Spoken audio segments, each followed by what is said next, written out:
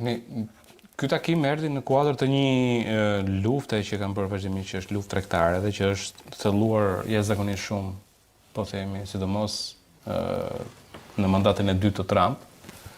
Dhe normalisht Trump donte që edhe do akoma që të ketë një marrëveshje, si thua, tregtare për që mund të zgjasë për një farë kohe me Kinën. Arsyeja e këtij takimi ishin jo vetëm tarifat, arsyeja e këtij takimi ishte edhe fakti që Kina vendosi një embargo ndaj atyre që quhen minerale të rralla.